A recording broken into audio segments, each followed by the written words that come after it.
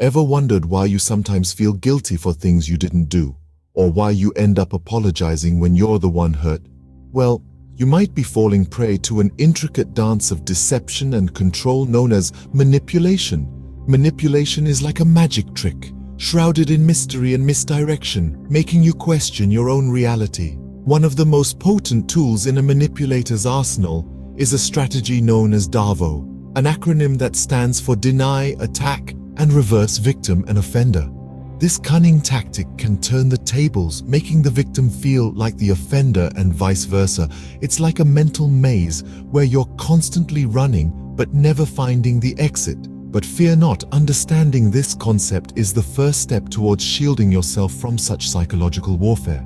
Stick around as we unravel the concept of DARVO and how it plays a key role in manipulation.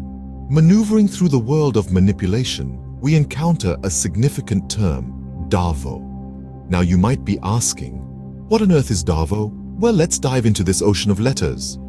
DARVO stands for deny, attack, and reverse victim and offender.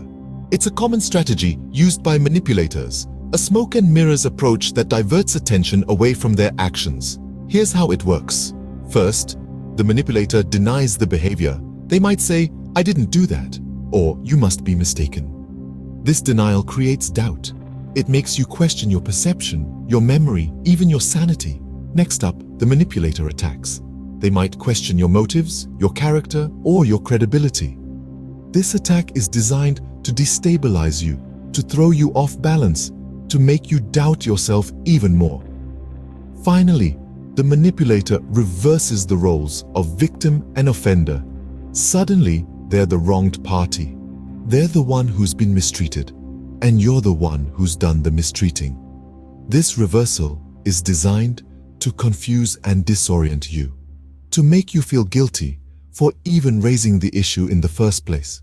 So here we've got the 3 steps of DARVO: deny, attack, and reverse, victim and offender. It's a cunning and deceptive strategy designed to keep the manipulator in control and you in a state of confusion and self-doubt. It's a form of gaslighting, a psychological manipulation technique that makes you question your reality. But here's the thing. Once you know what DARVO is, once you understand how it works, you can start to protect yourself. You can start to see through the smoke and mirrors, to recognize the manipulation for what it is. You can start to reclaim your reality, your self-belief, and your power. This might sound complex, but let's break it down. In the following scenes, we'll delve deeper into each step of DARVO, and we'll discuss strategies to protect yourself against this form of manipulation.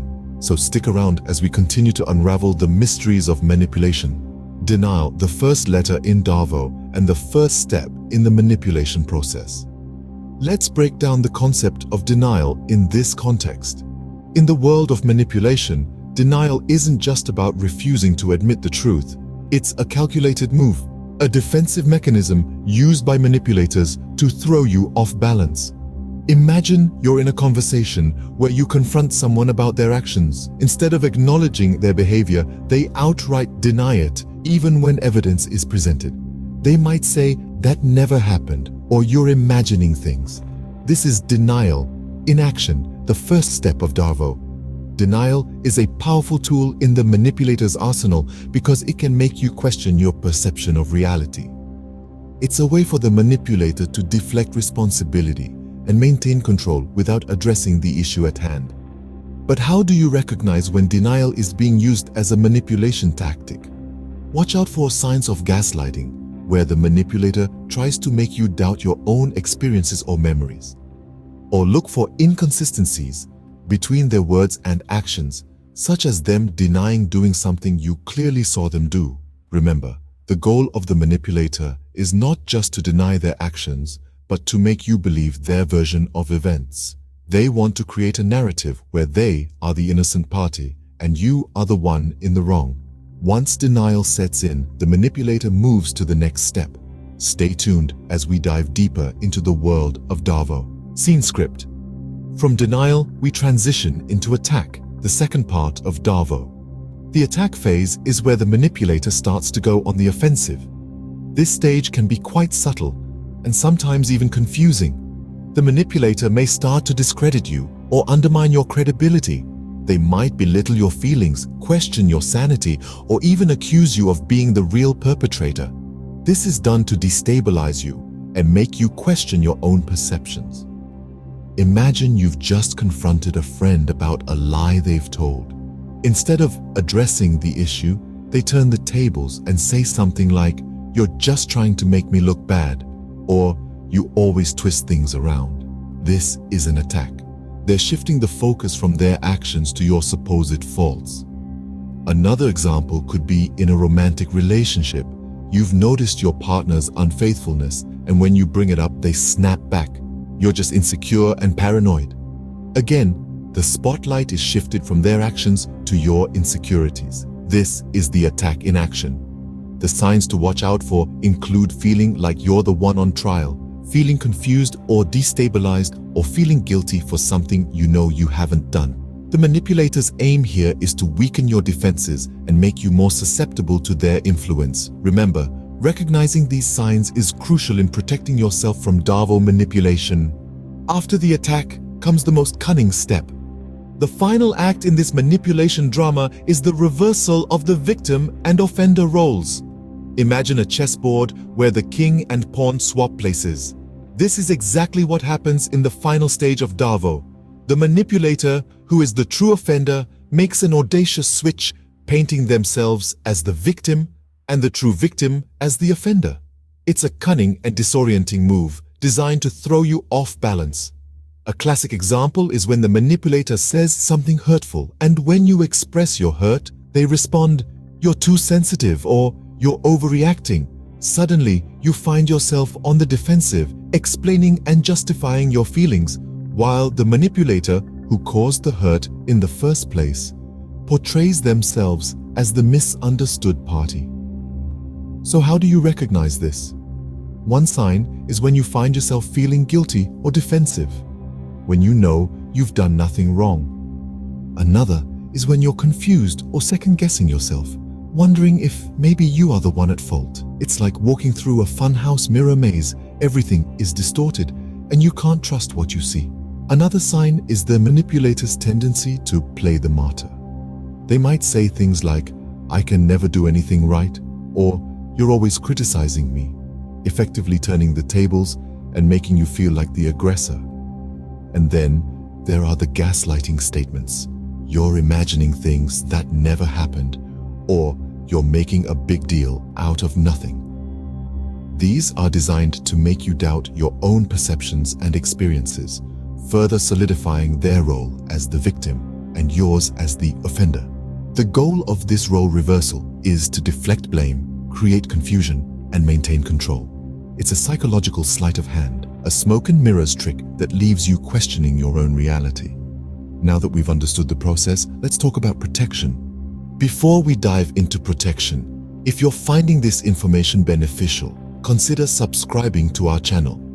When you subscribe, you're making a commitment to yourself, a commitment to understanding the world around you and the people in it, and most importantly, to understanding and protecting your own mental health.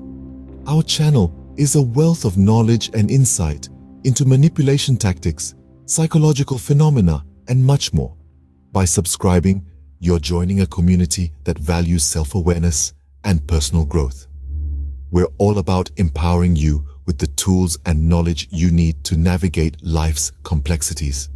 So go ahead, hit that subscribe button. It's one small click for you, but one giant leap towards your journey of self-discovery and protection. Now that you're with us, let's explore how to protect ourselves from DARVO manipulation. Protection against manipulation starts with awareness. So, let's delve into the strategies to shield ourselves from DARVO manipulation.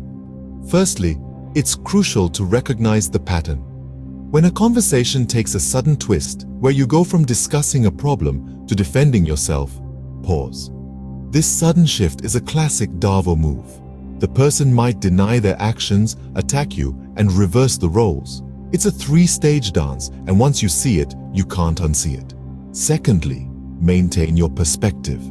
DARVO is an attempt to distort reality. It's essential to hold on to your truth. You might find it helpful to document interactions or to discuss them with a trusted friend or counselor. This can help validate your experiences and make it harder for the manipulator to make you question your reality. The third strategy is setting boundaries. If you feel someone is using DARVO tactics, it's okay to pause, step back, or even end the conversation. You have the right to protect your mental and emotional health. And remember, it's not about winning an argument, but about maintaining your well-being. Next, don't engage in their game. If you're dealing with a DARVO manipulator, trying to argue or reason with them often leads nowhere. They're not interested in truth or resolution, but in power and control. Instead, focus on your actions and responses. You can't control their behavior, but you can control yours. Lastly, seek support. If you're in a situation where DARVO tactics are being used, it can be isolating and confusing. Reach out to support networks, whether they be friends, family, or professional counselors. You're not alone, and there are people ready to help. These strategies can empower you to navigate and protect yourself from DARVO manipulation. As we continue to learn about manipulation, remember that it's not about blaming or shaming, but about understanding and responding. Remember, knowledge is power, and the more you know, the better you can protect yourself. We've come a long way in understanding DARVO and how to safeguard ourselves.